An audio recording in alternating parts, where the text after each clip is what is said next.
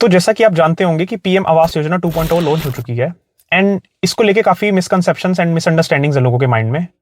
तो मैंने सोचा कि इसका एक डिटेल्ड एनालिसिस कर दिया जाए।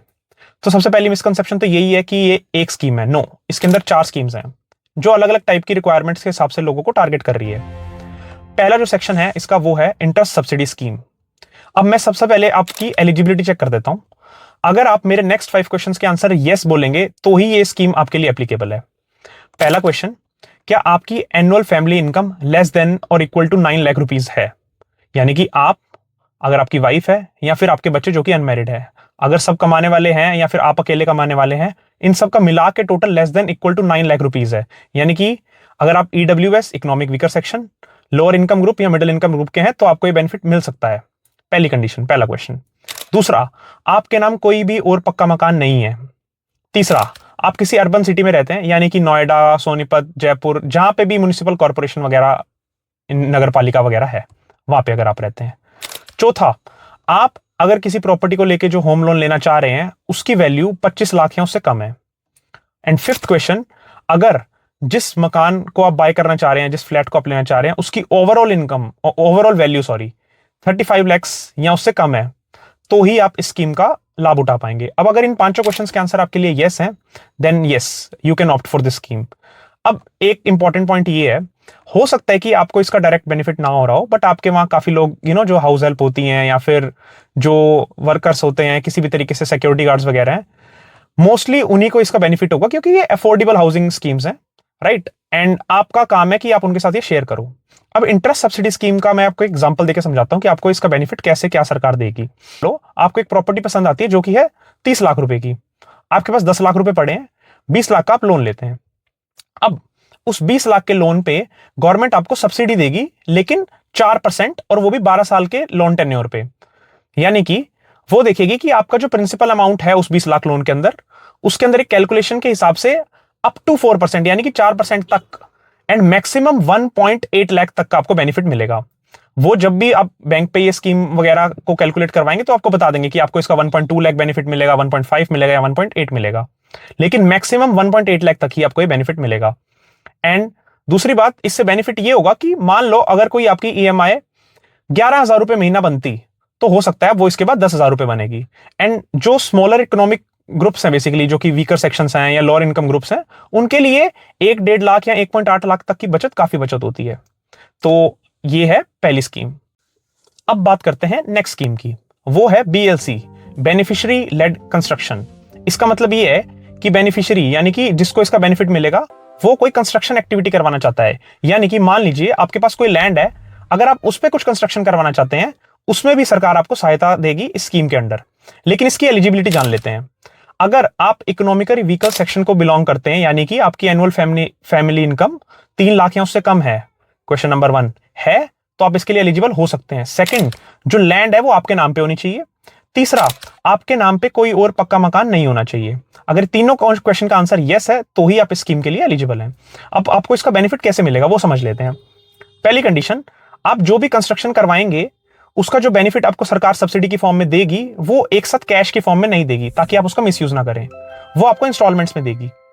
दूसरा, जो भी आप कंस्ट्रक्शन करेंगे, उस कंस्ट्रक्शन का जो कारपेट एरिया होगा वो होना चाहिए 30 से लेके 45 स्क्वायर मीटर। अगर मैं गज की बात करूं तो लगभग 36 गज से लेके 54 गज, 36 टू 54 गज के बीच होना चाहिए, राइट।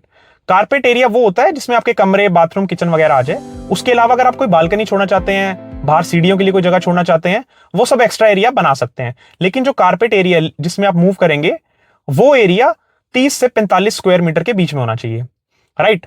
अब आपको इसका बेनिफिट कैसे मिलेगा? गवर्नमेंट अपने एजेंट्स को इंस्पेक्शन के लिए भेजेगी या फिर जियो टैगिंग करेगी। उसका मतलब है कि उनकी रिपोर्ट आपके जो कंस्ट्रक्शन की है वो उनके पास चली जाएगी। वो चेक करेंगे कि 3 स्टेजेस में आपका घर कंस्ट्रक्ट हो चुका है, लेट्स सपोज उसका लेंटर डल गया है, तो वो आपको उसका 40% देगी स्कीम सब्सिडी का, और सब्सिडी है मैक्सिमम 2.5 लाख।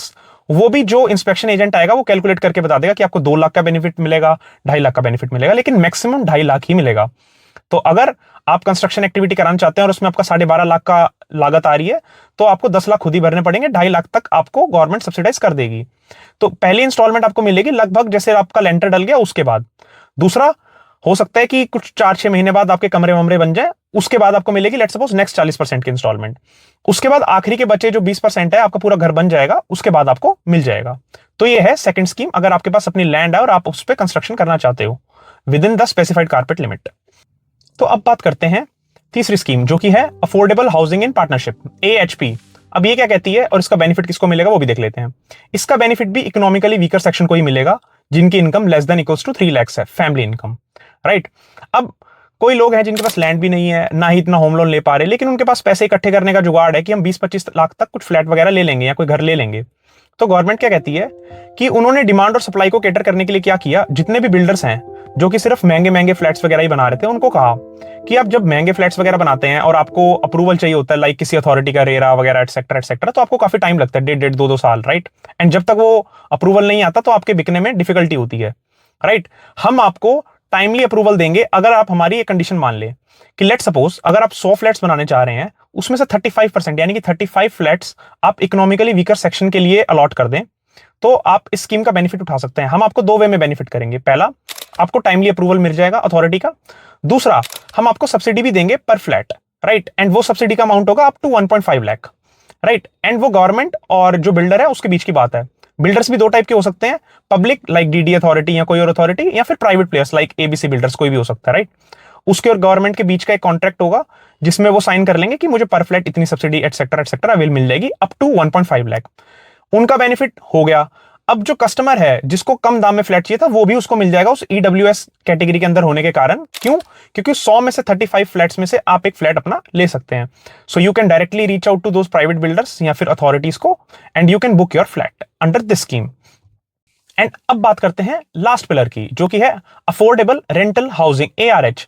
अब ऐसा भी तो हो सकता है ना कि मान लो किसी को मकान खरीदना ही ना हो, लेकिन उसको कम किराए में अच्छी जगह रहने के लिए चाहिए हो, राइट।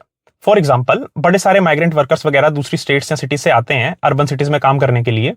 अब उनको है कि मैं शायद 2-3 साल यहाँ काम करूंगा फिर कहीं और जाना पड़ जाएगा, तो उनको मकान खरीदना ही नहीं है, उनको चाहिए रेंटल पे सही, रेंट पे सही चीज चाहिए उनको।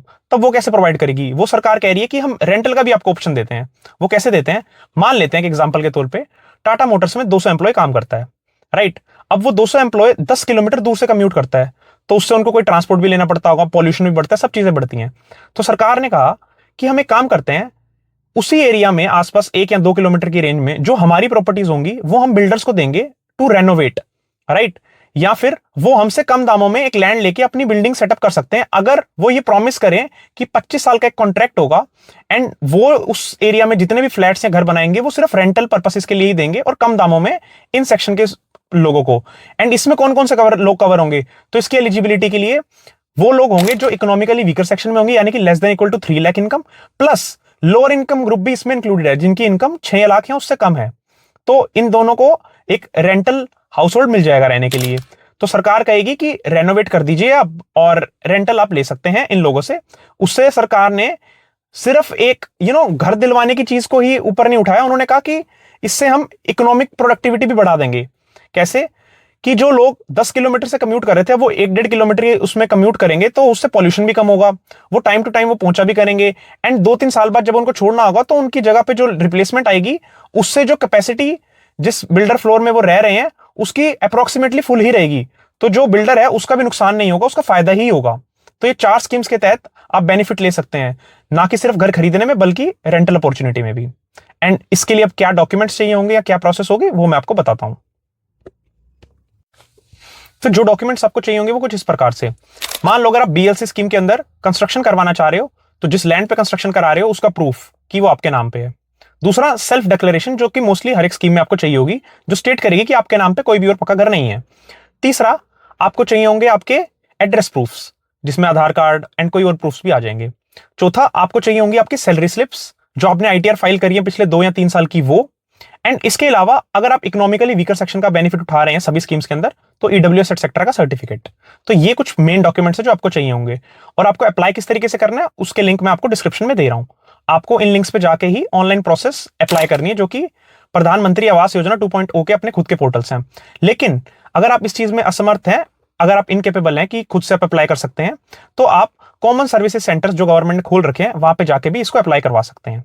एंड मेरी एक गुजारिश रहेगी, जो भी लोग देख रहे हैं इस वीडियो को, अगर उनके आसपास कोई हाउस हेल्प है, या फिर कोई कंस्ट्रक्शन वर्कर है, या फिर कोई सिक्योरिटी गार्ड है जिसको आप ये इन्फॉर्मेशन शेयर कर सकते हैं, तो प्लीज शेयर कीजिए, ताकि उनका भी अपना एक घर हो। एंड क्योंकि एक अफोर्डेबल हाउसिंग स्कीम है, तो भले ही इसका बेनिफिट आपको ना मिले, लेकिन उन लोगों के लिए बहुत बड़ी बात होगी। So thank you for watching this.